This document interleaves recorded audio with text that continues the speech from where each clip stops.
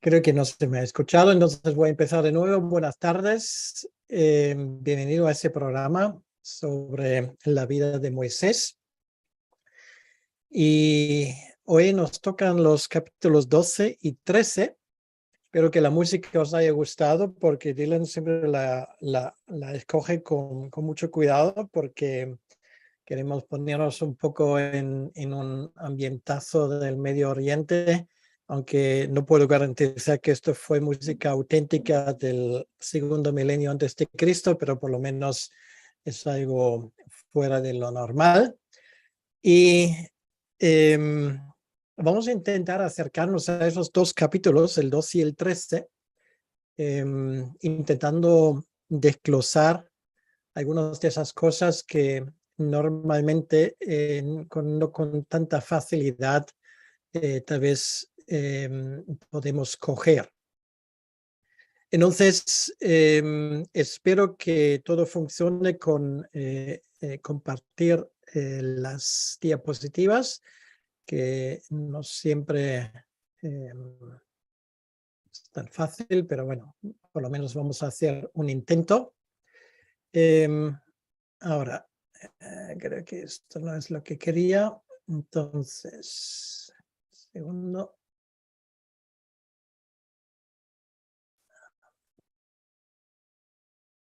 Al final lo vamos a conseguir. Bueno, voy a empezar de nuevo. Bueno, me vais a dar un minuto más y ya está.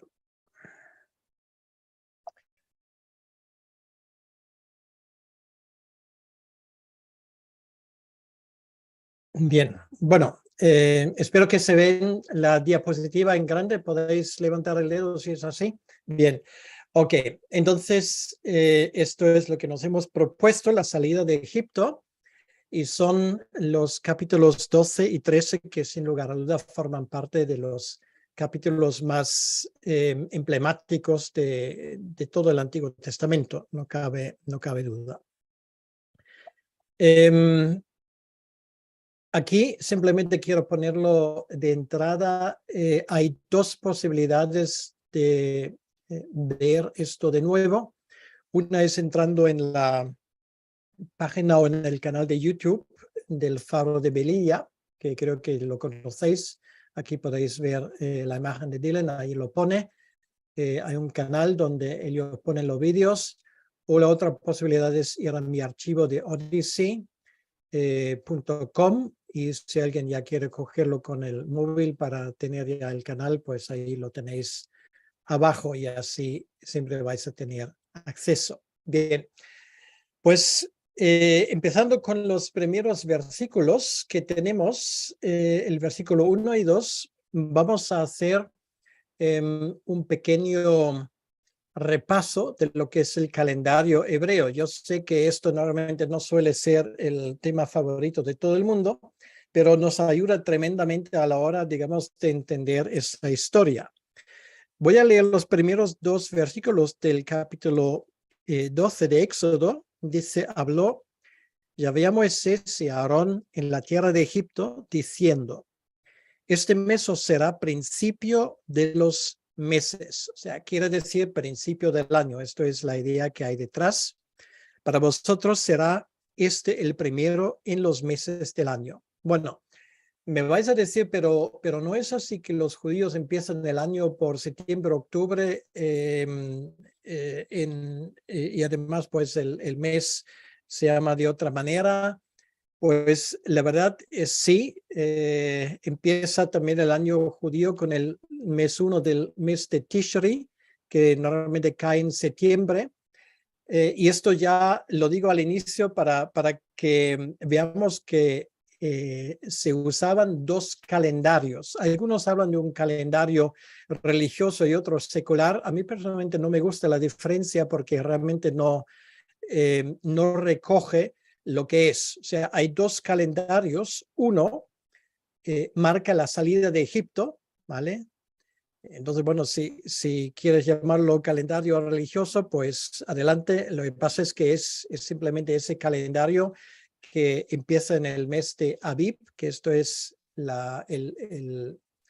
el nombre del mes antiguo. En un momento voy a hablar más de esto.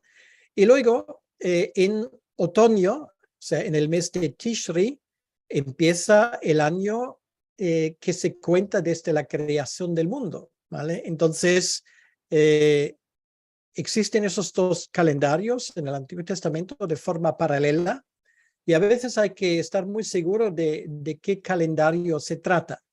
Luego, otra cosa en cuanto a los meses, y esto ya de por sí es un poco complicadillo, pues hay más. Después del exilio de Babilonia, los judíos solían contar los meses según el sistema babilónico, ¿vale? Entonces, el mes de Aviv, que en hebreo significa primavera, como por ejemplo Tel Aviv, es la colina de la primavera, literalmente. Este mes luego se cambia en Nisan, y Nisan es la palabra babilónica para este mes. Entonces tenemos ambas cosas. Ahora, según lo que acabamos de escuchar, el día 10, perdón, el día 14 del mes de Nisan o del mes de Aviv, empieza el sacrificio del cordero y el mes empieza con el día 1 de Aviv o 1 de Nisan, que es el momento cuando el pueblo se pone en marcha y sale de Egipto. Como luego veremos, y eso lo digo ahora para luego no tener que repetirlo, el día 10 ocurre la compra del cordero, ¿vale? Y es muy interesante que entre el día 10 y el día 14 ocurre la novena plaga, que es el tiempo de oscuridad, ¿vale? El texto bíblico dice claramente que esto eran 3 días, que son esos días anteriores. O sea, los egipcios, aunque en el país de Gosén, donde los israelitas estaban, no había oscuridad, compraron o consiguieron el cordero en ese día. Luego, el día 14 es la noche del Pesaj, de la Pascua, y es el momento cuando salen. Y luego, los 7 días siguientes es el tiempo de los panes sin levadura. ¿Por qué? Bueno, porque no había tiempo para dejar leudar la masa, porque los israelitas tenían que salir deprisa de Egipto. Esto explica ese calendario que es muy importante hasta el día de hoy para los judíos. Y esto ocurre en el mes de Aviv, según el nombre antiguo, o el mes de Nisan, según los nombres babilonios. Pues, como nos dice el texto, si seguimos leyendo del versículo 3 al 20, ahora no voy a leerlo todo, simplemente voy a resumirlo un poco. Se tiene que coger un cordero de 1 año de edad, un macho, y este cordero tiene que convivir durante 3 días con la familia. A razón, porque hay que ver que ese cordero es sin defecto y que no le pasa nada al cordero. Entonces hay que observarlo un poco. Y luego hay un efecto psicológico, porque si un cordero así pequeño convive contigo, pues obviamente, particularmente los niños, se encabrichan. Esto no es distinto hoy que fue hace 3.500 años, lo cual hace luego el sacrificio de ese cordero una cosa incluso más impactante. Porque claro, los niños van a preguntar ¿y por qué tiene que morir ese corderito, ¿no? Que es tan majo y tan bonito, que convive durante ese tiempo con la familia, y por qué tiene que morir?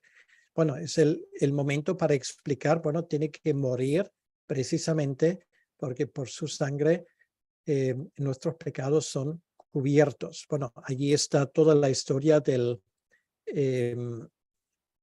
Pesaj que vamos a hablar en un momento. Quiere decir que este cordero muere por los primogénitos. Esto es la idea, porque la primogenitura de aquellos que no aplican la sangre en sus casas, de ese cordero, de eso vamos a hablar un momento, la primogenitura de ellos va a morir. Y esto ahora es muy importante y esto se malentiende muchas veces. Esto va por israelitas y va por egipcios. O sea, quiere decir que teóricamente podemos pensar que una familia israelita que por la razón que sea, por descuido o porque no le está la gana, no pone la sangre, pues el primogénito de esa familia va a morir, ¿vale?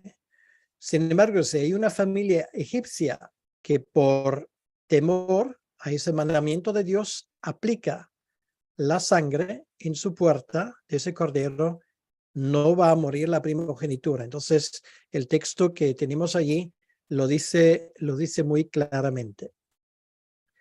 Bien, entonces, una vez más, lo pongo ahí por escrito para que sea más fácil. El mes de Aviv es el nombre en hebreo.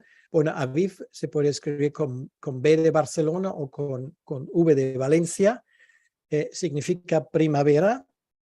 Si alguien pues quiere recordarlo, la ciudad de Tel Aviv, que es la segunda más grande de Israel, Tel significa colina y Aviv es la primavera.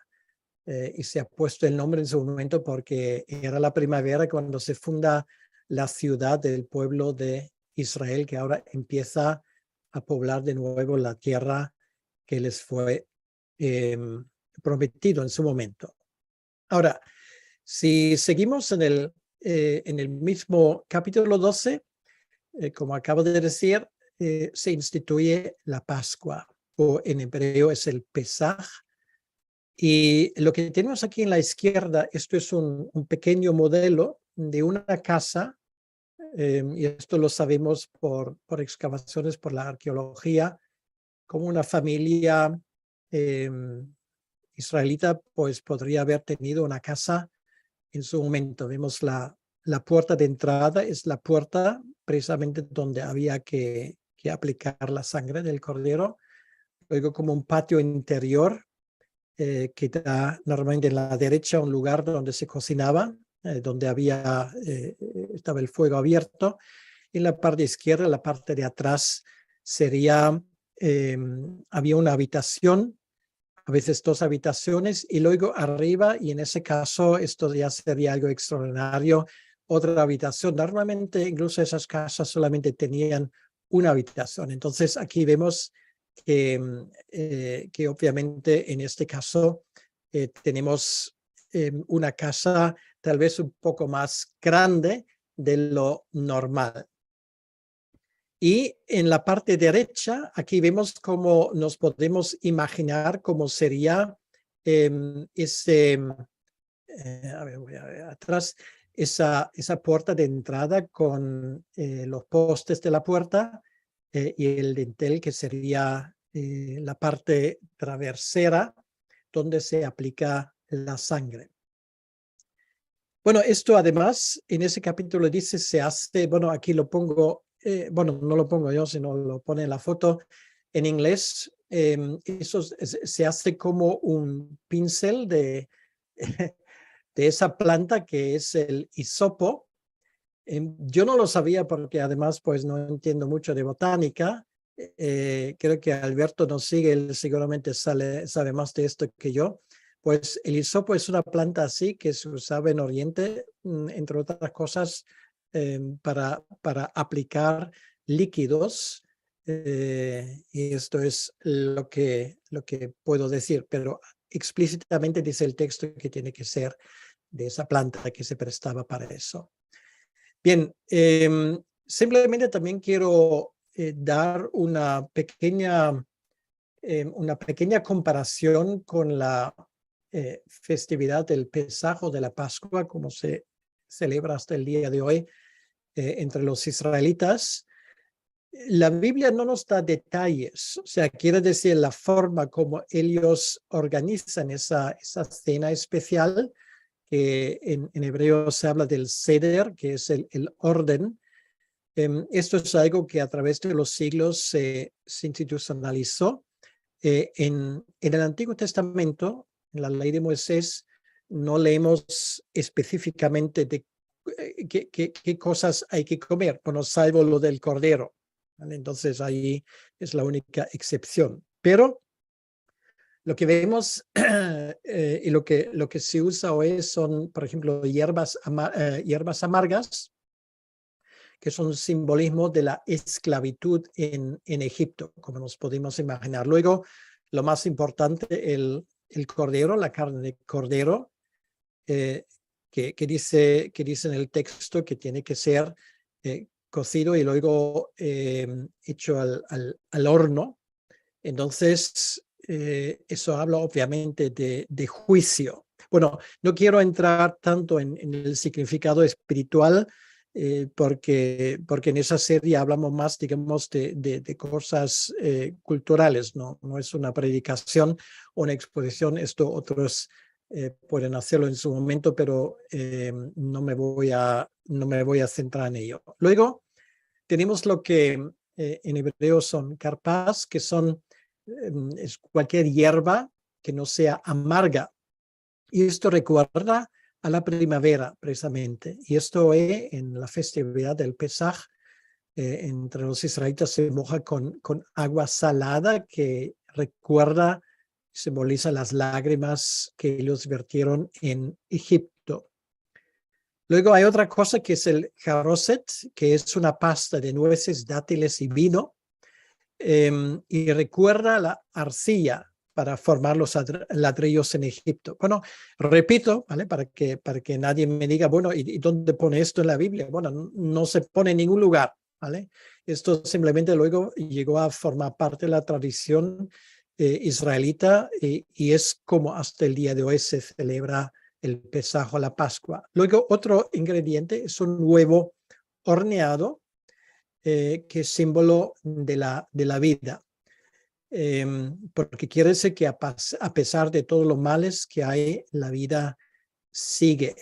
Y esto forma parte de la creencia judía hasta el día de hoy. Y luego, pues, tenemos el plato entero, donde luego se ponen las cosas.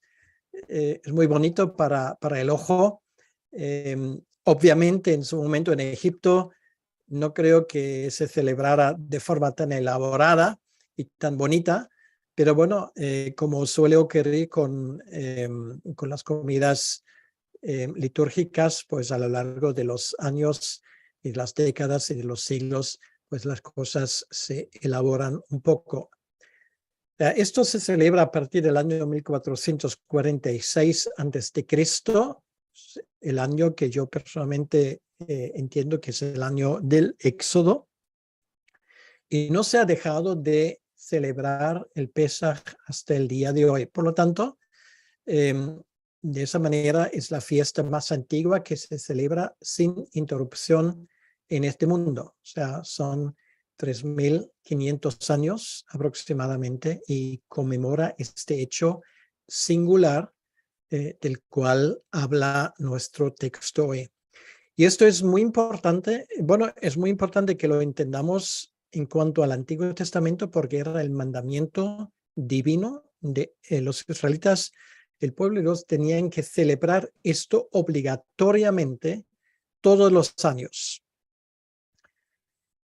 Bien, entonces, después de esto, donde se explica todo lo que he intentado explicar, finalmente se ejecuta la 10ª plaga. Y esto sí que voy a leer, son los versículos 29, versículo 30, dice: aconteció que a medianoche Yahvé hirió a todo primogénito en la tierra de Egipto, desde el primogénito de Faraón, que se sentaba sobre su trono, hasta el primogénito del cautivo que estaba en la cárcel, y todo primogénito de los animales. Es importante que prestemos bien atención al texto, ¿vale? Aquí dice que no había excepción. O sea, desde el hijo más importante del país, el primogénito de Faraón, hasta aquellos que estaban en la cárcel.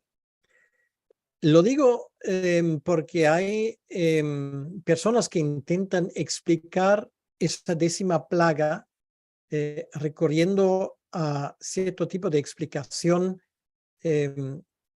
vamos a decir, con cierto tinte racionalista, o sea, que simplemente están intentando de encontrar una forma de explicar y cómo es que solamente la primogenitura muere. Cierto, hemos visto en las primeras 9 plagas que, por ejemplo, lo de que el agua del Nilo se convierta en sangre, o sea, de forma rojiza, lo de las ranas, lo de las moscas, etcétera, etcétera, pues está hablando de fenómenos que tiene en su momento y en su contexto una explicación una explicación natural. Ahora, lo sobrenatural es que ciertas plagas, por ejemplo, no ocurren en Gosén, donde están los israelitas, ¿vale? Entonces, eso ya de por sí causa cierto problema de explicar. Entonces, ¿a qué fenómeno explicable se debe esto? Ahora, con la 10ª plaga, lo de la primogenitura, esto llega a ser imposible, porque habría que explicarlo como solamente mueren los primogénitos, tanto en la casa de Faraón hasta en las cárceles. Y no solamente los seres humanos, sino también del ganado, ¿vale? O sea, quiere decir que aquí estamos hablando, obviamente, de algo que es sobrenatural. Y como creyentes no debería suponer ningún problema para nosotros. Cierto que Dios en algunos casos, en cuanto a las plagas, pues ha recurrido a usar fenómenos que son explicables de forma natural, siempre controlando lo que está pasando y en el momento exacto cuando quiere, porque tampoco hay que olvidar que siempre ocurre cuando Moisés da la señal, ¿vale? Ni antes ni después. Y aquí, obviamente, en el caso de la 10ª plaga, ocurre algo que, obviamente, con mucho que queremos buscar una explicación, es que no la vamos a encontrar. Esto ahora ocurre a medianoche y es el momento cuando el pueblo ya se prepara a salir de Egipto. Y Faraón finalmente da su brazo a torcer. Bueno, el texto nos dice que ellos llevan todo tipo de vasijas y de cosas. Bueno, aquí tenéis una pequeña muestra, las cosas que en una casa egipcia se tenía. Por ejemplo, el bol que tenemos en el centro, esto se usaba para hacer pan. Luego había vasijas para meter allí líquidos que podrían ser vino o aceite o agua, por supuesto, y los platos. Entonces, los egipcios ahora les echan literalmente del país. Dice el versículo 30, y se levantó aquella noche Faraón, él y todos sus siervos y todos los egipcios. Y hubo un gran clamor en Egipto porque no había casa donde no hubiese un muerto. Obviamente esto es una catástrofe.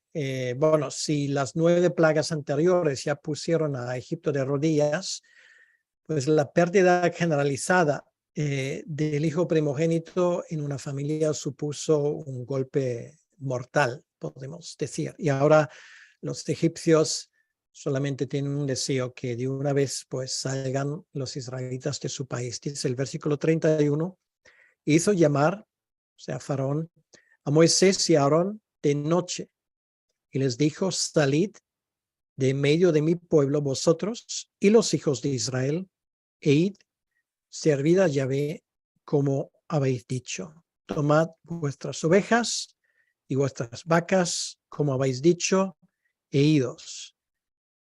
Y ahora viene algo muy interesante. O sea, añade Faraón y bendecidme también a mí.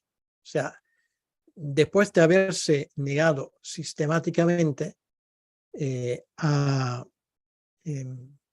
cumplir las condiciones que Dios había puesto, ahora finalmente llega al punto de humillarse y pedir la bendición de Dios, bendición que obviamente no iba a recibir, porque el texto no lo dice por ningún lado y los acontecimientos tampoco lo confirman.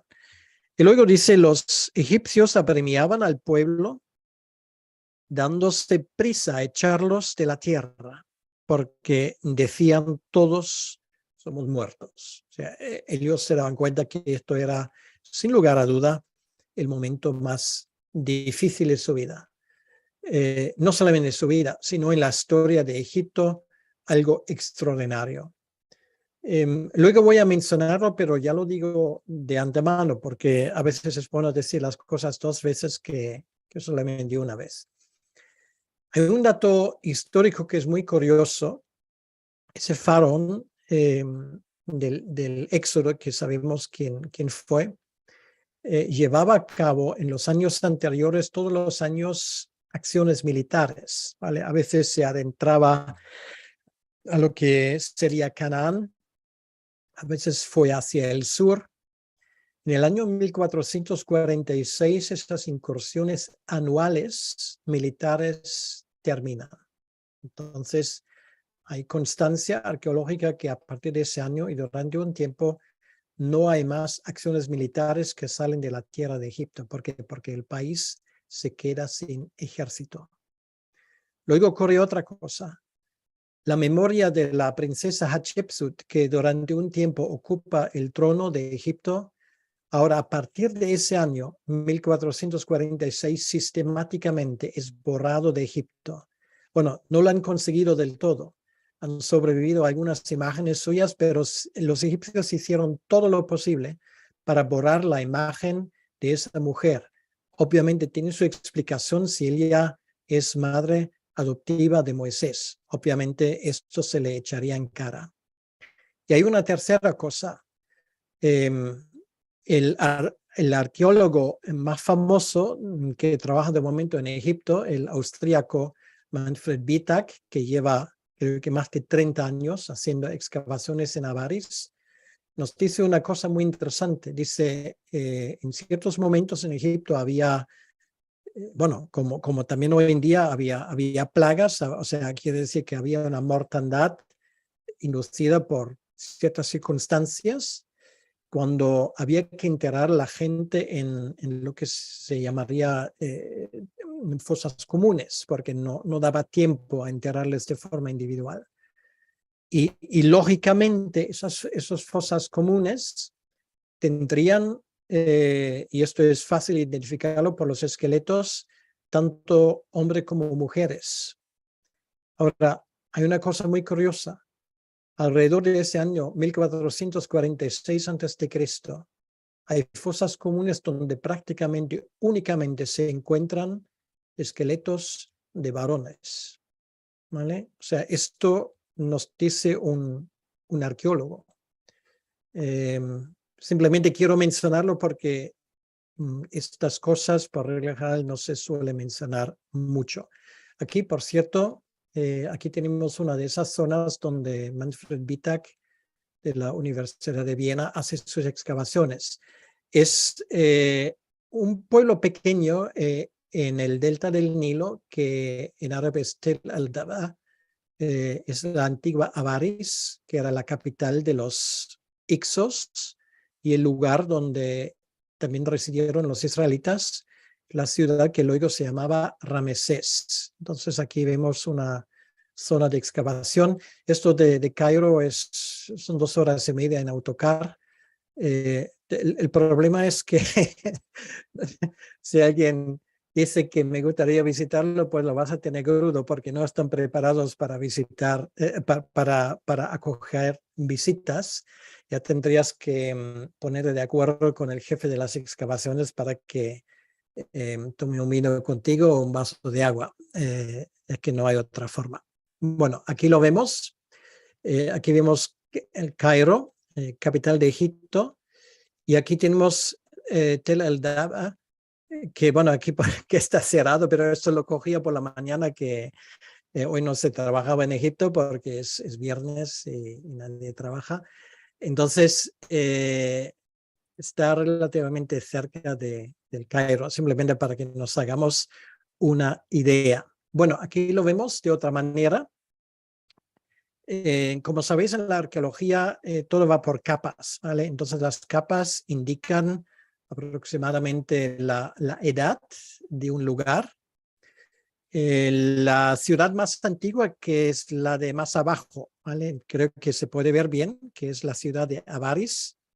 Y luego en las capas superiores se construyó literalmente encima. Esto fue uno de los descubrimientos de Manfred Bietak.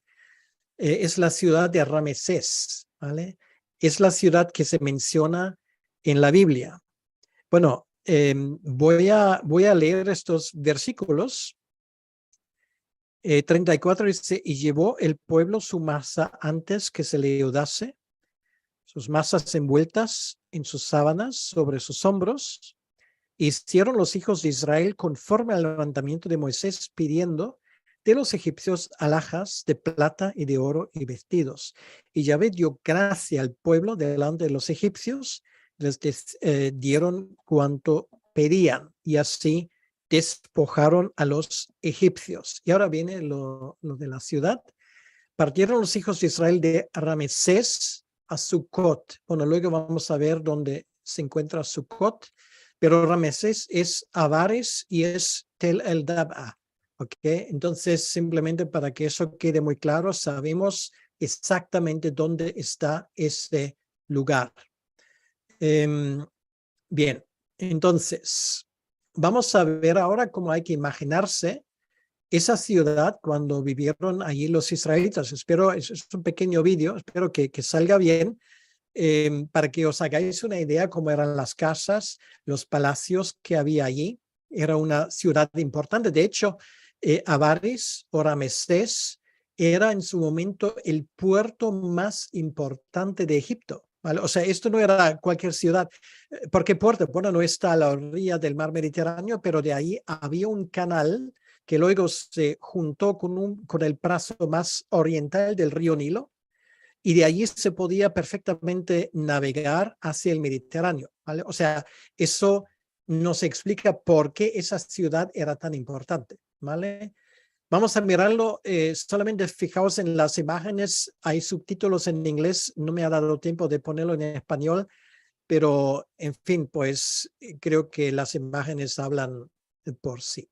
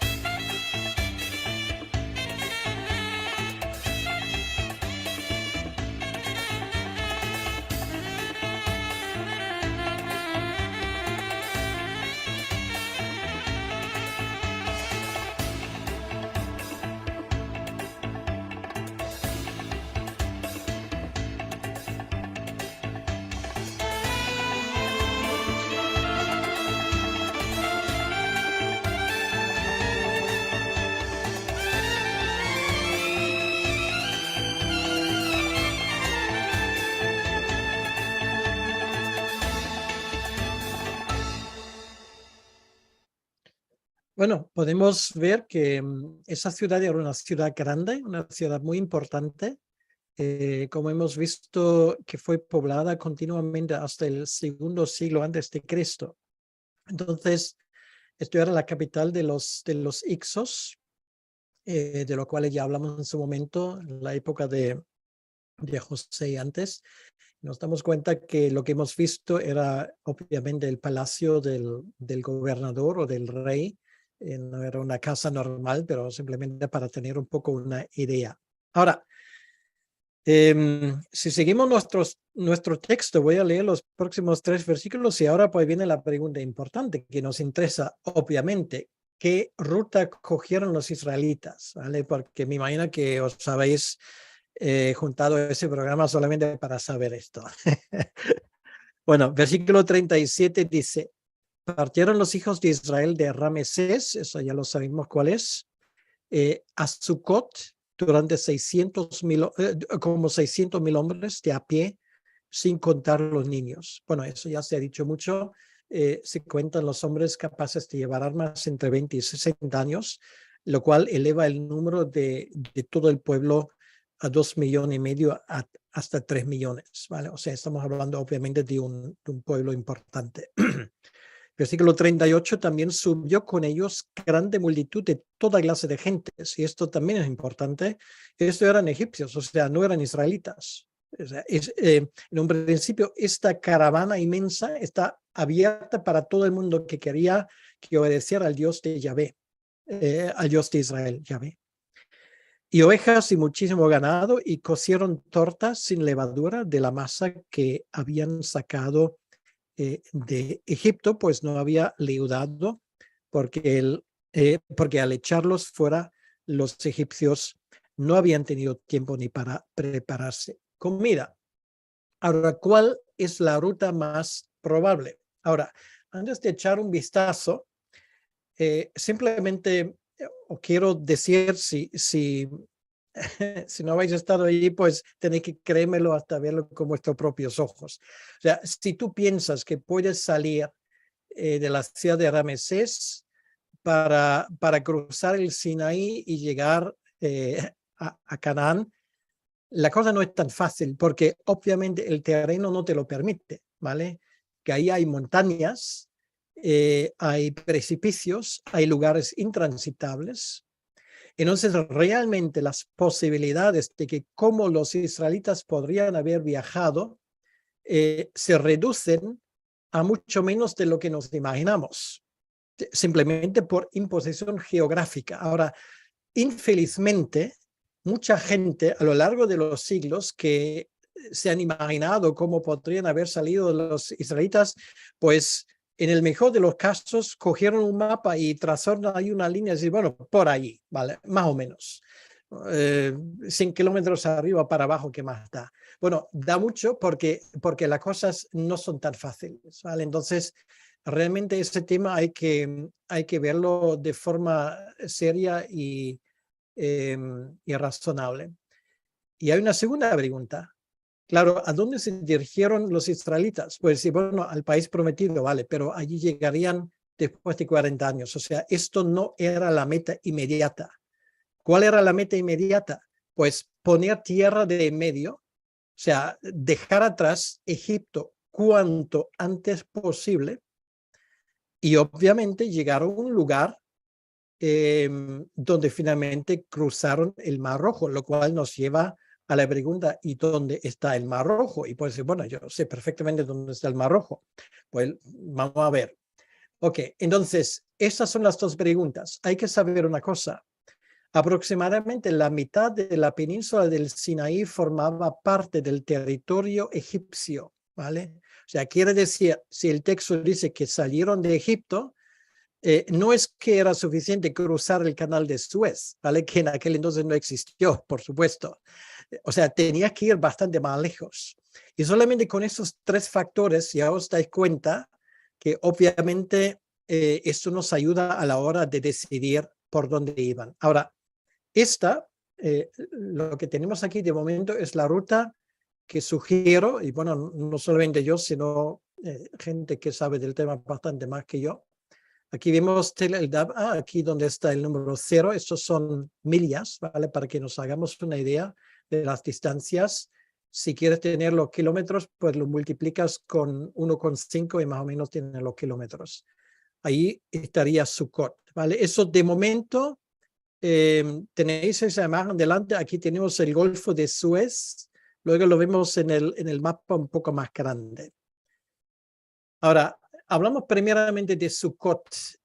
Con toda probabilidad se trata del pueblo que hoy se llama Tel el Mashuta, que está a 37 kilómetros, pues unos 23 millas de Avaris o Ramesés. O sea, es una distancia que cuando te metes prisa, puedes conseguirlo en como mucho en día y medio. Y ahí hay agua, ¿vale? Eso es muy importante porque si sales, lo que más te hace falta, porque tienen víveres, o sea, de momento tienen pan consigo, esto no es el problema. Lo que no puede haber llevado en masa es agua, ¿vale? Por lo tanto, tiene que haber agua. Y ahí hay agua. Hay un wadi, o sea, un pequeño río que a veces se seca, que es el Wadi Tumilat.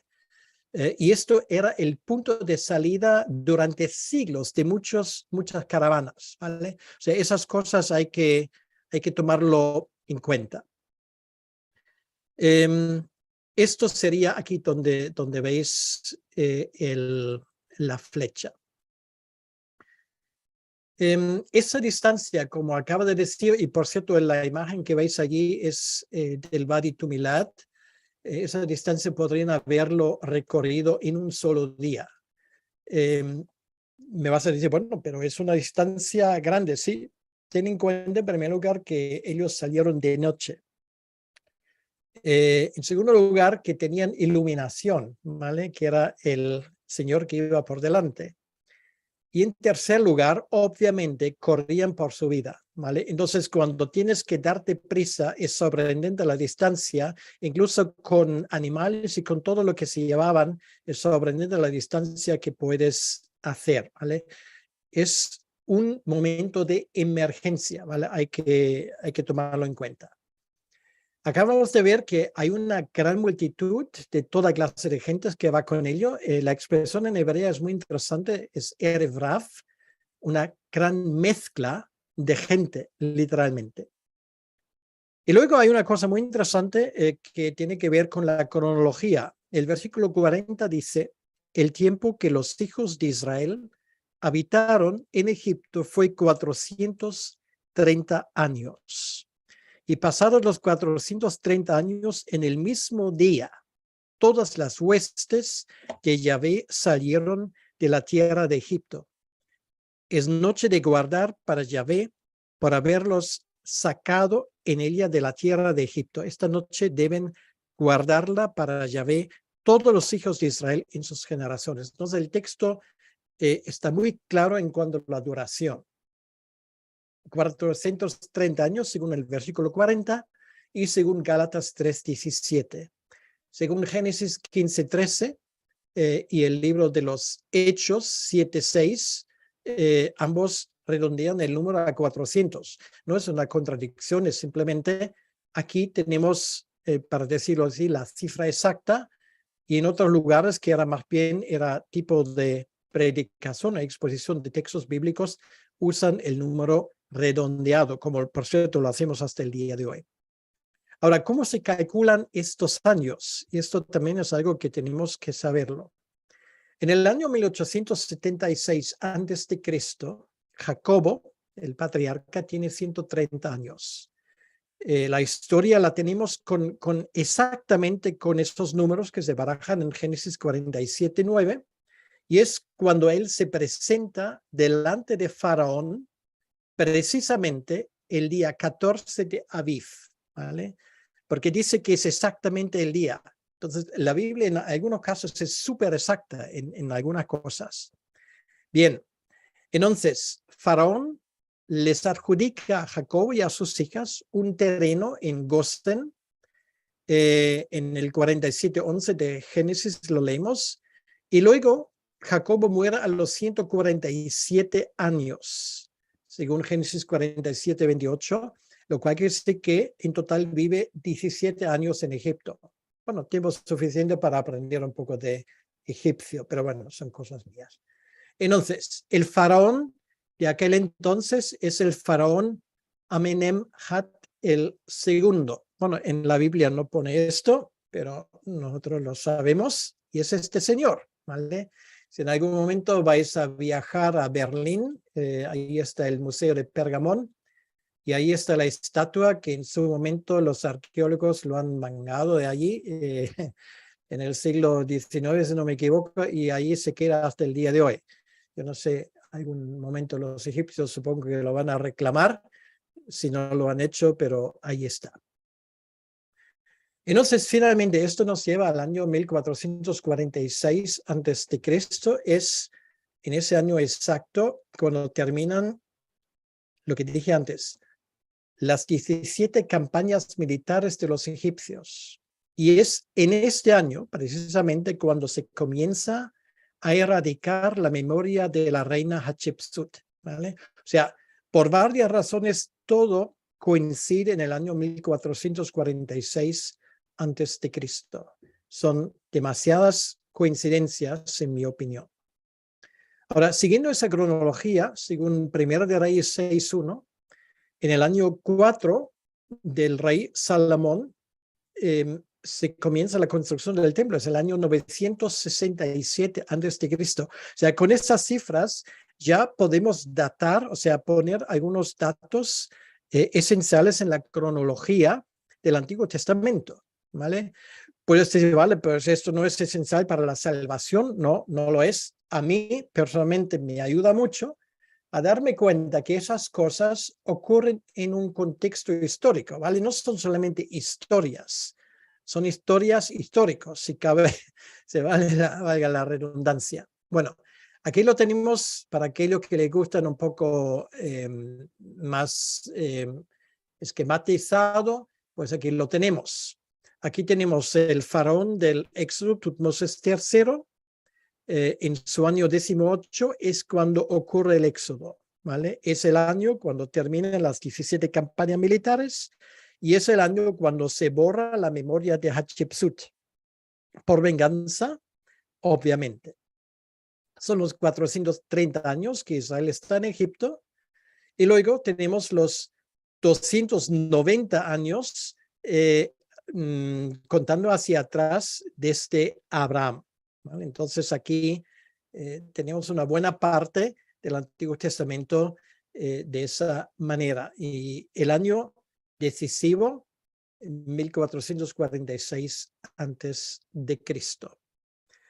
Ahora, otra vez el texto vuelve al tema de la Pascua. La pregunta es, ¿quién puede participar en esa Pascua, en esa celebración? Bueno, salir con los israelitas podía todo el mundo, pero participar en la Pascua solamente podrían gente que eran israelitas. Ningún extranjero puede participar.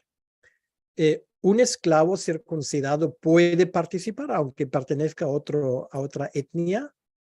Un residente extranjero, o sea, uno que decidió quedarse a vivir entre los israelitas, no puede participar salvo que se circuncida, y esto quiere decir que reconoce el Dios de Israel como el suyo. ¿Cómo se celebra? En un hogar individual. No se puede ni se debe sacar la carne a la calle, ni romper ningún hueso, ¿vale? Eso queda prohibido. Y además todos los israelitas tienen que participar. Era obligatorio la participación en esta fiesta. Y con esto llegamos al capítulo 13. Es el tema de los primogénitos. Los primogénitos, según este capítulo, pertenecen a Dios. Estoy hablando de los primogénitos de Israel. Los de Egipto, los que no creyeron en Dios, a su palabra, murieron. Los israelitas se salvaron por la sangre del cordero que se aplicó en sus casas. Aquí tenemos unos ejemplos de cómo podría haber sido ese pan sin levadura.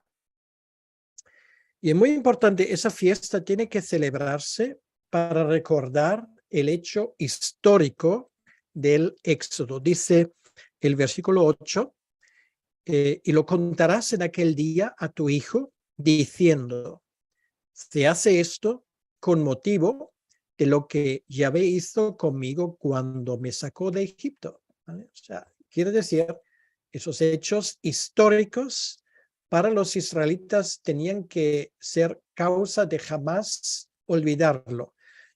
Y eso, dicho sea de paso, es muy importante. Nuestra fe, porque ya sabéis que el Antiguo Testamento también forma parte de nuestra herencia, nuestra fe es una fe histórica, ¿vale? No es una fe, bueno, tiene que creerlo porque así, sino porque Dios ha actuado en un momento determinado y en la historia. Y esto también es bueno que nosotros tengamos la misma actitud en cuanto a la historia que los israelitas.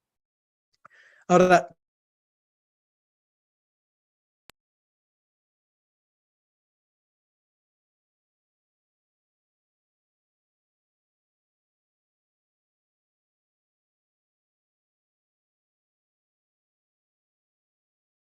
que esté en tu boca por cuanto con mano fuerte te sacó Yahvé de Egipto. Entonces, esto les llevó a inventarse esas cosas, ¿vale? Son los estos filacterías, ¿cómo se llaman? Como una pequeña caja con un versículo bíblico que puedes poner ahí en la frente y alrededor del brazo, ¿vale? Si has visto alguna vez un judío ortodoxo, ultraortodoxo usar esto, es el versículo en el cual se basa, o sea, lo toman literalmente. Ahora, yo personalmente creo que esto no es para tomarlo literalmente, sino para entender en cuanto a mis pensamientos y en cuanto a mis acciones, por eso el brazo, la mano, pues tengo que tener en cuenta lo que Dios ha hecho. Y además, es muy interesante, dice el versículo 10, por tanto, tú guardarás ese rito en su tiempo, lo cual literalmente dice en su tiempo establecido según el calendario judío, que a su vez se basa en Génesis 1:14, ¿vale? Donde está el tema de las estrellas para medir, bueno, entre otras cosas sale la palabra los moedim, quiere decir los tiempos establecidos, y es la palabra que se usa también en ese texto. Por eso el calendario judío es un calendario muy exacto, complicado, eso sí, no es fácil, pero muy exacto, que nos ayuda a entender las cosas del Antiguo Testamento con mucha más exactitud de lo que nos podemos imaginar. Los primogénitos del ganado y de los hijos pertenecen al Señor. Y esto quiere decir que esos acontecimientos son un recordatorio de lo que Dios hizo en Egipto. Bueno, el punto de partida, ya hemos visto, es Tel el-Daba, la antigua Ramesés, Goshen, en el nordeste del delta del Nilo. Y aquí, una vez más, podemos ver lo que para mí es la ruta más probable. Bueno, de esta ruta vamos a hablar más en su momento. Podéis ver, esto va de otra manera, casi seguro como está puesto en vuestra Biblia. Y cómo me atrevo a contradecir a los mapas de casi todas las Biblias. Pues yo creo que, con toda modestia, creo que hay razones de peso para sospechar que aquellos que han puesto las mapas no lo han hecho con el cuidado suficiente. Pero bueno, no es el momento de reprochar nada a nadie. Pues, si esto no es la ruta, ¿cuáles son las rutas alternativas que se han propuesto a lo largo de los siglos? Y una vez más, muchas rutas alternativas no hay. O sea, el mismo terreno, la misma geografía lo impide. Ok. Varias rutas son posibles de entrada desde Egipto al Golfo de Aqaba, ¿vale? Y esto ya lo digo de antemano, en mi opinión, esto está aquí, donde está la ciudad actual de Aqaba o de Eilat, en el parte israelita. Aqaba está hoy en Jordania, pero ahí está, ¿vale? Entonces, esto sería el lugar donde está el Golfo de Aqaba. Entonces, muy importante, tenéis que familiarizaros un poco con la geografía. Lo que tenemos aquí, esto es la península del Sinaí, ¿vale? A la izquierda tenemos el Golfo de Suez. A la derecha tenemos el Golfo de Aqaba, así se llama.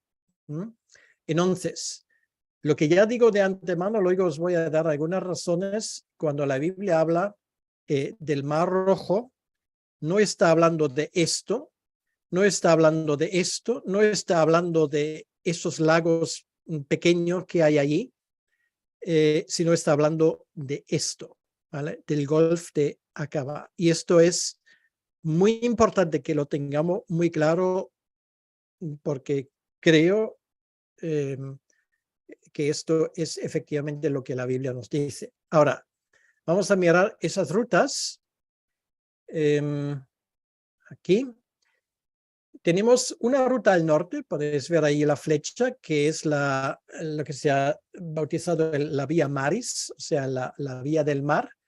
Eso la Biblia misma la excluye, ¿vale? Porque el texto dice que por ahí no deben de ir por los filisteos y para que no tengan mucho miedo, ¿vale?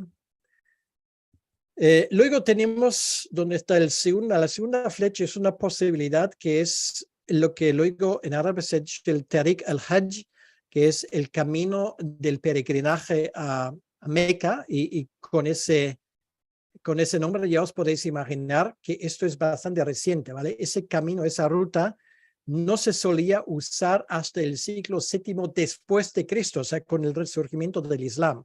Es una posibilidad, pero esto no hay indicio. Eso pasa, por cierto, por el famoso puerto de Mitla. Es una ruta que históricamente no se ha usado como ruta, digamos, de viaje. Luego tenemos la tercera opción, es el Darb al-Shawi. También es una posibilidad, pero tiene un problema muy gordo. Puedes transitar por allí, no es tan complicado, pero no hay agua, ¿vale? O sea, tendrías que llevar el agua para todo el viaje contigo, porque ahí no vas a encontrar agua. Cosa que es altamente improbable si vas en números tan grandes. Luego hay una cuarta posibilidad, y esto es lo que sale en muchas Biblias. Ahora, esto es muy importante que lo entendamos. Esa ruta no se barajaba hasta los tiempos de los romanos, ¿vale? O sea, incluso después. O sea, esa ruta donde se ha dicho tradicionalmente que está el monte de Sinaí, en esa zona, bajando por ahí, cruzando tal vez el Golfo de Suez, supuestamente el Mar Rojo, o el Gran Lago Amargo, algunos han dicho aquí. Esas son dos teorías que, en mi opinión, ni la una ni la otra es probable, ¿vale? Por razones, bueno, ahora vamos a dejar el tema de la arqueología y de la geografía aparte, pero ni por razones bíblicas, ¿vale? Entonces, sería además un desvío importante, porque si estás huyendo de los egipcios, ten en cuenta que hasta aquí, la mitad más o menos, esto es territorio egipcio, ¿vale? O sea, lo que tiene que hacer es salir cuanto antes. Entonces, la ruta, por lo tanto, más rápida sería esta, ¿vale? Entonces, un poco va más al norte. Esto es el Gran Lago Amargo o el Gran Lago de Sal. Bueno, da la casualidad que si creemos a los geógrafos y a los arqueólogos, estos lagos en los tiempos de Moisés ni siquiera existieron, ¿vale? Por lo tanto, quedan prácticamente excluidos como una forma de, digamos, de cruzar el Mar Rojo, simplemente por todo lo que sabemos ni estaba. Entonces, el camino llevaría por el paso de Hatmia, por algunos de los wadis que hay allí, por el Wadi Bruk y luego el Wadi Aqaba, ¿vale? Entonces, sería esa zona y finalmente allí estaría Etam, bueno, del cual vamos a hablar en su momento, la próxima vez, hoy seguro que no. Ahora, el texto nos dice que la salida se hace de forma ordenada y organizada. dice el versículo 18, mas hizo Dios que el pueblo rodease por el camino del desierto del Mar Rojo y subieron los hijos de Israel de Egipto. Ay, perdón, estoy aquí con un versículo equivocado. Es el versículo, bueno, ahora no lo sé, me equivoqué ahí. Bueno, con la referencia luego lo vamos a buscar, ¿vale? Luego, ellos llevan también los huesos de José, van con ellos, tal y como lo habían prometido en Génesis capítulo 50. Ahora, los huesos, estamos hablando de una momia, ¿vale? Porque el texto dice que José fue embalsamado, según la costumbre de los egipcios, y es, claro, ahí estaban también sus huesos, pero es como salió de Egipto.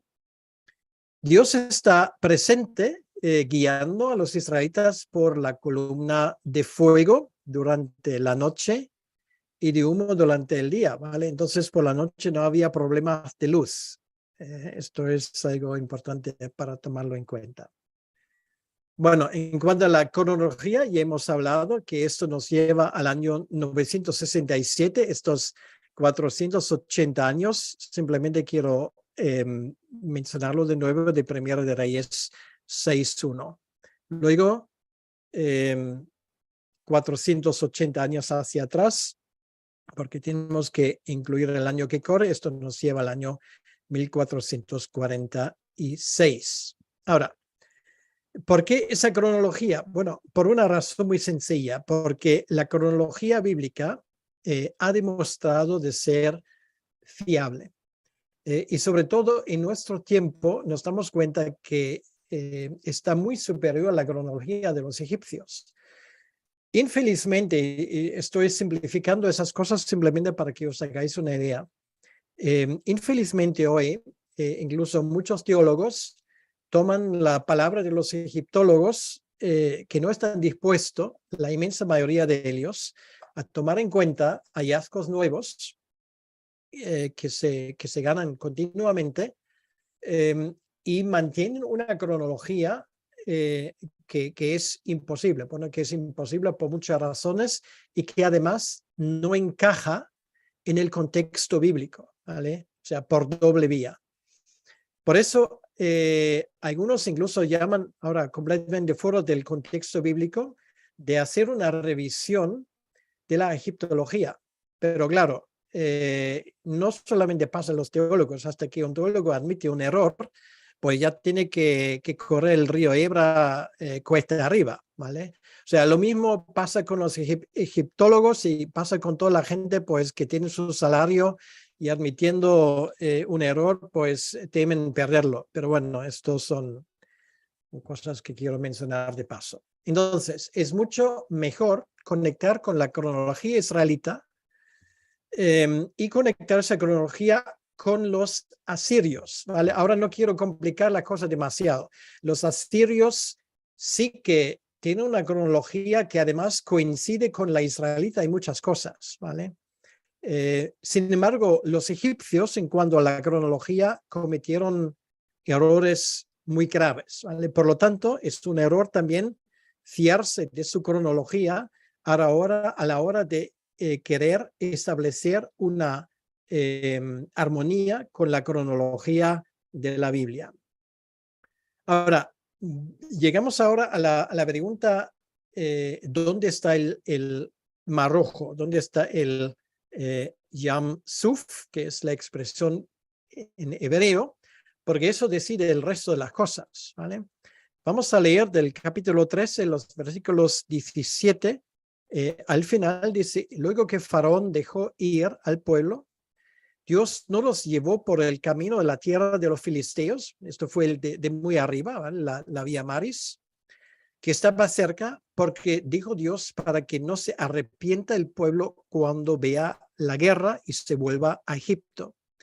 Mas hizo Dios que el pueblo rodease por el camino del desierto del Mar Rojo. Ahora, eso es muy importante, ¿vale? O sea, el camino del desierto del Mar Rojo. Por lo tanto, ellos tenían en la mira la vía, para decirlo así, más corta hacia el Mar Rojo, ¿vale? O sea, esto es un dato muy importante. Y dice, esto fue el versículo que antes me equivoqué, subieron los hijos de Israel de Egipto armados, lo cual quiere decir en orden militar, ¿vale? Lo cual quiere decir bien organizados. Y esto es muy importante porque no hay que imaginarse como lo ves en los 10 mandamientos, que ahí cada uno va con sus cabras como le da la gana, sino obviamente estaban bien organizados, había gente que decidió con qué velocidad de marcha se iban. Entonces, esto requiere, digamos, una organización importante, ¿vale? Bien. Entonces, durante siglos, bueno, me vais a perdonar que hoy me voy a tomar un par de minutos más, pero claro, estamos estableciendo la ruta por el Sinaí, por lo tanto, un minuto para arriba, para abajo, pues no importa, espero que no. Entonces, durante siglos se ha ubicado la travesía por el mar en la parte norte del Golfo de Suez, ¿vale? Más o menos aquí donde veis este círculo. Y si miráis vuestras Biblias, es muy probable que también en vuestras Biblias, en el mapa, pues es allí donde se indica. Ahora, hay un problema con todo esto. Moisés nunca usa la palabra rojo, ¿vale? Nunca. O sea, la expresión es una mala traducción de la Septuaginta, ¿vale? Cuando se traduce la Septuaginta, vamos a decirlo en el año 225 antes de Cristo, los griegos conocieron lo que se llama el Talas de Eritre, que es el Mar Rojo. Y según la geografía que ellos entendieron, esto era lo mismo que el Golfo de Suez, pero ojo, los griegos no sabían de la existencia del Golfo de Aqaba, ¿vale? O sea, esto es muy importante. Ellos pensaban que esto era un golfo que iba desde arriba hasta donde se encuentra el Yemen, ¿vale? Desconocieron completamente que existe algo como el Golfo de Aqaba. Entonces, nunca se usa la palabra Mar Rojo en el texto hebreo. Entonces, una vez más, tenéis que saber, hasta el siglo XIX, tampoco en Europa, ¿vale? O sea, tú puedes mirar cualquier mapa del tiempo. En Europa, hasta el año 1833, se desconoce la existencia del Golfo de Aqaba, ¿vale? O sea, simplemente no aparece en ningún mapa. Por lo tanto, la única posibilidad que había era el Golfo de Suez, ¿vale? Es lo único que se conocía. Entonces, claro, si dice que cruzaron por el Mar Rojo, solamente tienes esa posibilidad. ¿Y sabéis lo que pasa? Muchas veces las cosas se copian y se copian y se copian y se copian y nadie pregunta realmente las cosas fueron así, hasta que alguien finalmente da la voz de alarma y automáticamente los señores catedráticos dicen que se calle, ¿vale? Que no moleste. Pero este es lo que hay. Lo siento mucho, ¿vale? O sea, tomando en cuenta estos hechos, tenemos obviamente un problema gordo con el tema de la ruta. Ahora, vamos a Éxodo capítulo 23, versículo 31. O sea, no os quiero aburrir demasiado con hechos históricos, geográficos y arqueológicos, pero de momento vamos a mantenernos a lo que la Biblia dice. Dice el versículo 31, ahí se habla de los límites del país prometido, ¿vale? ¿Entendéis? Dice, y fijaré tus límites desde el Mar Rojo, ¿vale? Aquí pone el Mar Rojo, literalmente pone el Yam Suf, ¿ok? Hasta el mar de los filisteos y desde el desierto hasta el Éufrates. Esto habla de una cruz. Mira, aquí lo tenéis.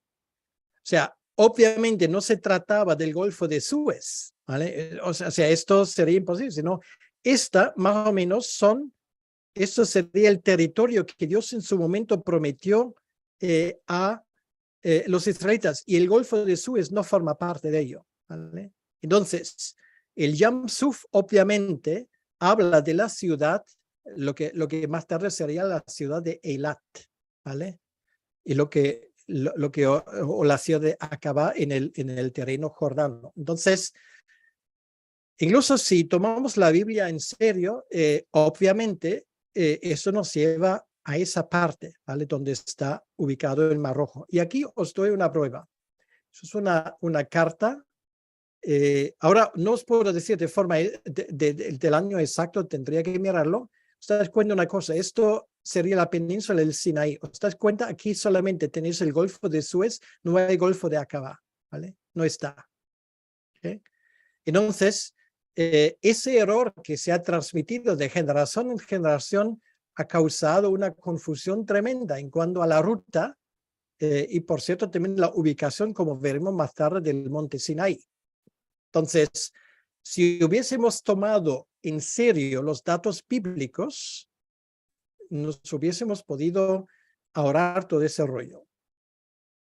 Aquí lo tenéis resumido, ¿vale? O sea, el texto bíblico habla de Yam Suf, lo cual, bueno, todavía no he explicado qué quiere decir Suf. Suf o Sof, Suf puede significar juncos, ¿vale? Pero en la manera como se escribe en hebreo también se puede pronunciar Sof, es que no sabemos, pero Yam Sof, por el texto que tenemos, significa el mar del final, ¿vale? O el término del mar, lo cual es una forma muy correcta de hablar de un golfo, ¿vale? Porque ahí acaba el mar. Entonces, esto da una idea perfecta. No se habla del Mar Rojo, ¿vale? Luego, en la Septuaginta, ellos traducen Yam Suf, aunque eso no tiene nada que ver con rojo, porque la palabra rojo en hebreo es Edom, en Eritrathalasa, Mar Rojo. Por cierto, de ahí viene la palabra Eritrea, ¿vale? Que se ha conservado en el mapa de hoy, y ahí viene. Esto, Jerónimo, uno de los padres de la iglesia, en el siglo IV, lo traduce como Mar Rojo y es el primero que sugiere que es mar de juncos, ¿vale? Esto nadie antes lo dijo. Luego, durante la Edad Media, por ejemplo, Rashi y otros ya solamente hablan del mar de juncos, y Lutero en su Biblia traducida al alemán habla de Schilfmeer, que es lo mismo, mar de juncos, ¿vale? Y con eso ya quedó establecido el tema, y luego los egiptólogos, los teólogos en el siglo XIX hablan del mar de juncos y de esos lagos de poca profundidad en el Sinaí. Seguramente habéis escuchado esto. Bien, pues todos ellos están de acuerdo que estamos hablando del Golfo de Suez cuando el texto hebreo indica en otra dirección, hacia el Golfo de Acaba. ¿Okay? Por lo tanto, el nombre Yam Suf en el Antiguo Testamento se refiere al Golfo de Acaba. Bueno, no se escribe con C, sino con una Q. Entonces, los supuestos lagos en el Sinaí, con toda probabilidad, no existieron en los tiempos de Moisés. Y además, pues el versículo que acabamos de leer, Éxodo 13:18, dice de la ruta, el camino del desierto del Mar Rojo, porque este camino, si lo hubiesen seguido hasta el final, les hubiese llevado directamente hasta Acaba o hasta Eilat. Entonces, ya vimos, Moisés muy probablemente no siguió a las rutas tradicionales. Éxodo habla del camino del desierto del Mar Rojo, Yam Suf en hebreo, y se refiere al Golfo de Acaba. Los israelitas salen el día 15 de Aviv, está cerca del equinoccio primaveral, 21 de marzo, y coincide con el final muy importante de la época de las lluvias. Quiere decir que aún están en época de la lluvia. Por esta razón, los israelitas encontrarían suficiente agua en el camino. Si piensas que en el Sinaí solamente hay piedras y arena, pues vas a Google y pones Sinaí y pones torrentes, pones agua y ya verás lo que vas a encontrar, ¿vale? Según la época, allí hay agua. Teniendo en cuenta esos factores, las mejores condiciones las habría ofrecido una ruta que utilizara la extensa red de wadis, que son valles, de la meseta del norte de la península del Sinaí. estos wadis no solamente ofrecen un terreno más transitable, ¿vale?, sino que tienen un mayor potencial para proporcionar agua y vegetación, porque no hay que olvidar que tenían cabras y tenían ganado. Siguiendo esa línea de pensamiento, el explorador E.H. Palmer señaló que, y esto es una cita literal, en las ramblas más grandes que drenan una zona tan extensa se infiltra una cantidad muy considerable de humedad a través del suelo, lo que produce mucha más vegetación que en las llanuras. En esos lugares siempre hay suficiente pasto para los camellos y aquí y allá incluso se pueden cultivar algunas parcelas. Entonces, ¿con qué velocidad se desplazan? Bueno, aquí tenéis un ejemplo, las 350 millas desde el sitio donde estaba Jacobo sirviendo por sus dos esposas, son 350 millas, quiere decir aproximadamente 520 kilómetros. Según la Biblia, él recorre la distancia con su familia, con ganado, ¿vale? En 10 días. Entonces, hay precedentes bíblicos, ¿vale? Porque lo de Jacobo tampoco era, él no se fue a galope en un caballo, ¿vale? Él tenía sus hijos, tenía camellos, tenía cabras, tenía todo lo que había mangado a su suegro, ¿vale? Entonces, además, el tema del agua, Salmo 68, o sea, es increíble lo que uno aprende cuando uno lee la Biblia. Habla precisamente del tema de las lluvias. Dice, oh Dios, cuando tú saliste delante de tu pueblo, cuando anduviste por el desierto, la tierra tembló, también destillaron, o sea, dejaron salir agua los cielos ante la presencia de Dios. Aquel Sinaí tembló delante de Dios, del Dios de Israel. Abundante lluvia esparciste, oh Dios. Bueno, ahí en la Biblia lo tenéis, ¿vale? ¿Qué te parece? Bien, entonces, así se ve el Sinaí en algunas partes en abril. Bueno, eso no lo parece, parecen los humedales de, vete tú a saber, Ciudad Real o por ahí, pero este es el Sinaí. Josefo habla de que ellos llegan en 3 días al Mar Rojo. Bueno, eso parece un poco exagerado. Josefo, perdón, el historiador judío, la Biblia no lo dice, ¿vale? No sabemos, no lo dice, pero si vamos contando aquí las posibilidades, ellos pueden haber llegado a la zona de Etam en un tiempo de aproximadamente una semana, ¿vale? La distancia de viaje entre Ramesés y Nuweiba, que está ahí abajo, en el Mar Rojo, de eso vamos a hablar en su momento, es de unos 438 kilómetros, unos 272 millas.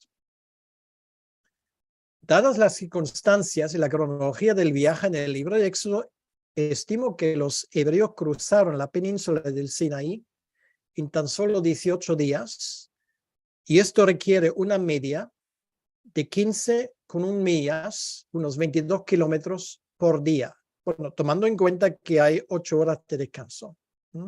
Entonces no es imposible, ¿vale? No es imposible, no es precisamente un viaje de vacaciones, pero no estaba previsto de esa manera. Entonces, están al borde del desierto, de eso ya vamos a hablar en septiembre, si el Señor lo permite, simplemente os lo dejo ver.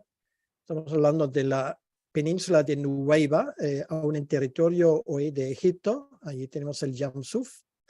Y esto sería Etam, esa zona al borde del desierto, precisamente. Muy bien, pues hasta aquí hemos llegado. Hoy me he tomado un poco más de tiempo, pero espero que os haya resultado interesante. Y no sé si hay alguna pregunta, pues con mucho gusto, si puedo, pues voy a intentar responder si puedo.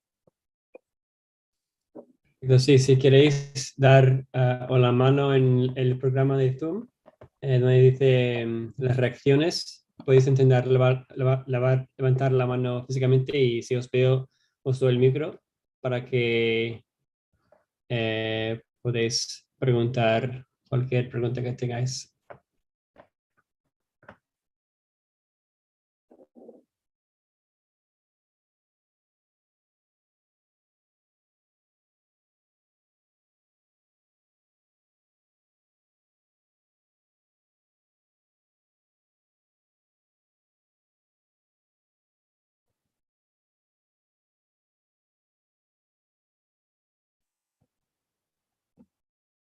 Bueno, mientras que lo estás pensando, estoy leyendo aquí lo que algunos han puesto en los comentarios. Pues calor de Egipto, esto lo hemos hecho adrede, ¿vale? Para que os resulte la experiencia un poco más real. Podéis ver que aquí también hace calor porque tengo la cabeza, vamos, estoy aquí en mi pequeño estudio sin aire acondicionado y lo único que me salvo de momento es la botella de agua. Pero en fin, no hay nada en comparación con lo que sufren los israelitas, supongo.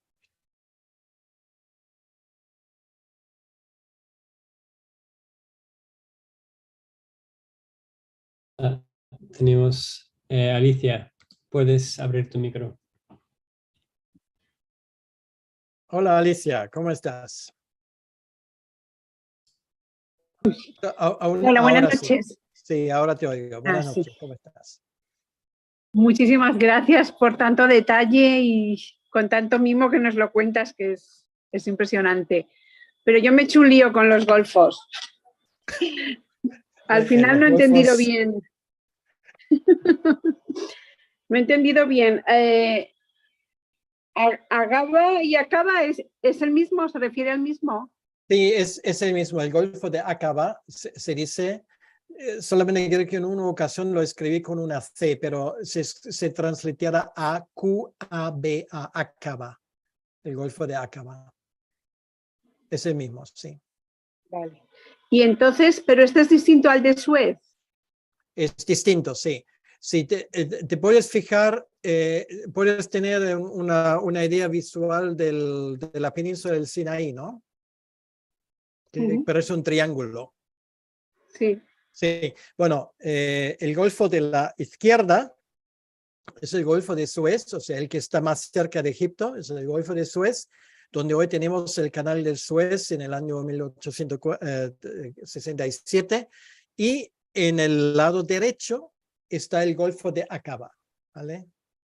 O sea, es la parte que forma la frontera, vamos a decirlo, entre Egipto y Jordania y el Reino de Arabia Saudí.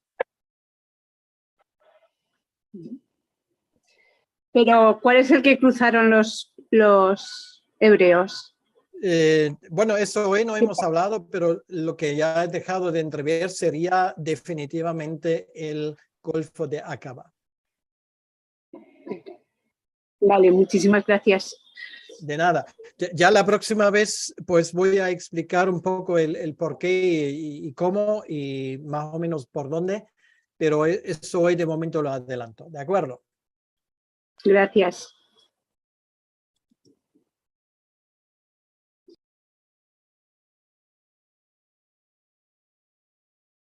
Sí, ahora, Rafael, ya puedes quitar el micro, Rafael. ¿Ya? ¿Se me oye? Sí, se te oye perfectamente, alto y claro. Sí. Bueno, veo que tiene mucho calor porque, claro, tienes las pirámides ahí detrás. ¿Cómo no vas a tener calor? Sí, exacto. Sí, a mí lo que me llama la atención han sido varias cosas. Cuando al principio dice que tienen 3 días el Cordero con la familia, o sea, y esto me recuerda cuando Cristo estuvo 3 días y al tercer día resucitó, o sea, me ha llamado mucho la atención eso. Otra cosa que me llama la atención es que en el año 1446 fue cuando celebraron la cena del Éxodo. Si ahora mismo en el calendario judío estamos en el 5780, o sea, lo llevan celebrando 4334 años, esta tradición, ¿no? O sea, sencillamente.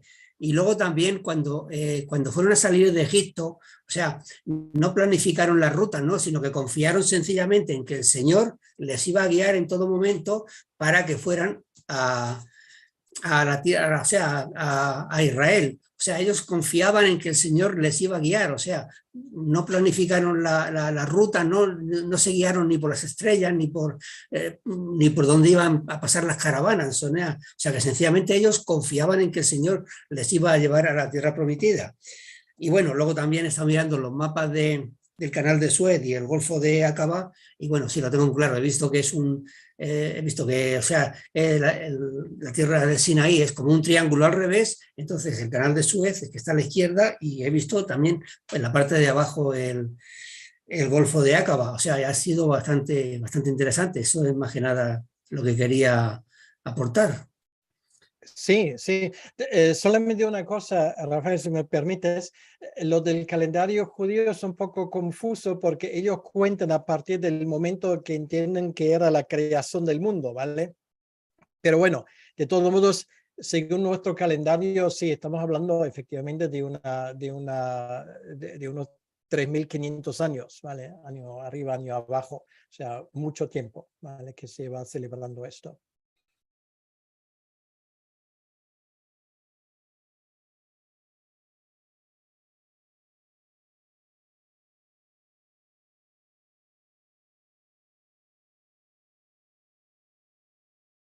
Bueno, más cosas.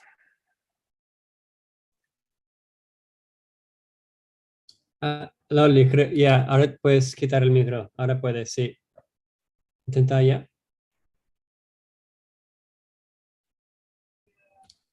Ahora sí. Ahora Sí. sí. Hola Loli, ¿cómo estás? Vale, bien.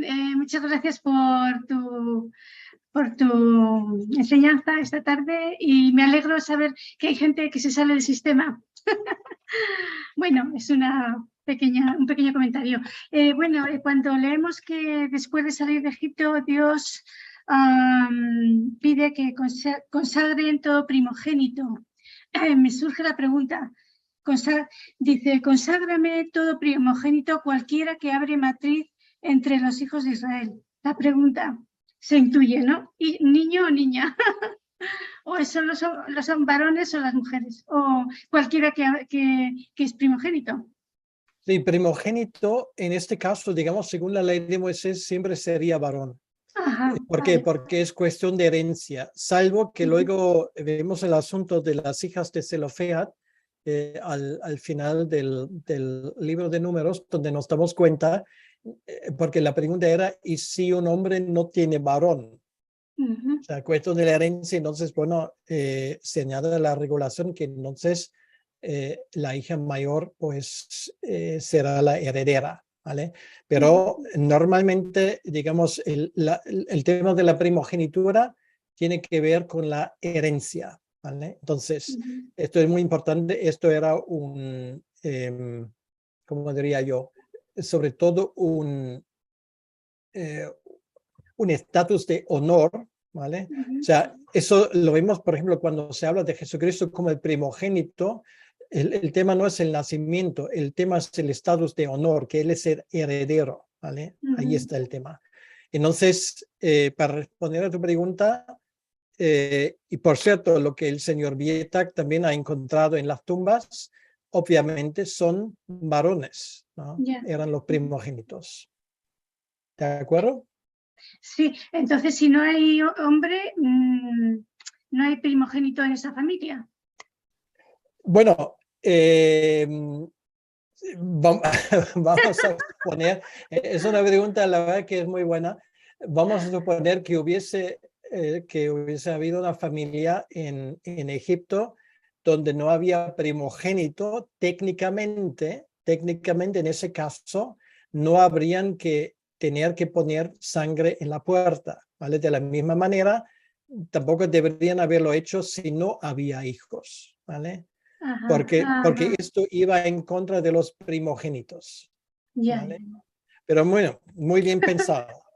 Claro, porque si había familias que no había primogénitos, había chicas, pues ya no moría nadie en esa familia. Las chicas estarían a salvo ya por defecto. Vale, gracias. Gracias. Lelitia, puedes. Sí, yo también tenía otra duda con los calendarios. Has dicho que había dos, pero luego has nombrado el babilónico. Entonces, ¿estos serían 3? No, no es un calendario babilónico, sino hay 2 calendarios, ¿vale? Uno de primavera que empieza en primavera, el día 1 de Aviv o de Nisan, que tiene como base la salida de Egipto, y luego hay otro calendario que empieza en otoño, que tiene como base la creación del mundo. Esos son los 2 calendarios. Ahora, lo de los nombres babilónicos tiene que ver con los nombres de los meses. Por ejemplo, Nisan originalmente no es un nombre hebreo, es un nombre que viene de Babilonia, y después del exilio de Babilonia, los hebreos cogieron los meses de los babilonios, ¿vale? Pero el nombre original en hebreo sería Aviv. Espero que quede más claro. O sea, no son 3 calendarios, son 2, pero de los 2 calendarios, algunos meses tienen 2 nombres, un nombre hebreo y un nombre babilónico. ¿Vale? Muy bien. Y luego has dicho, sí, la hierba que no era amarga, ¿cómo se llamaba? La hierba, perdón. Has dicho que estaban las hierbas amargas, el hisopo, la hierba amarga que era el hisopo, ¿no? La hierba amarga, sí, lo que usan representa el hisopo. El hisopo no lo comieron, ¿vale? No se come. Bueno, yo no me pregunto si es comestible o no, pero no se come, pero representa al hisopo, ¿vale? ¿Y la que no era amarga, cómo se llamaba? ¿Perdón? Y has dicho un nombre que tenían las que no amargan. Sí, Joreset. Este era el nombre.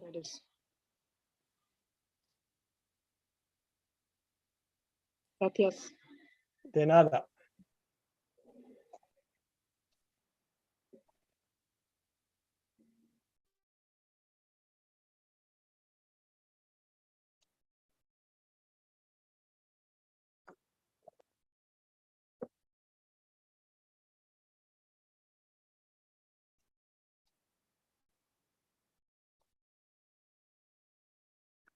Pues muy bien.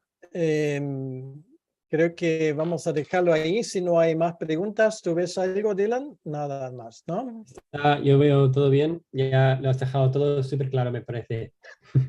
Espero que sí. Esta noche vais a soñar con 2 golfos o algo por el estilo.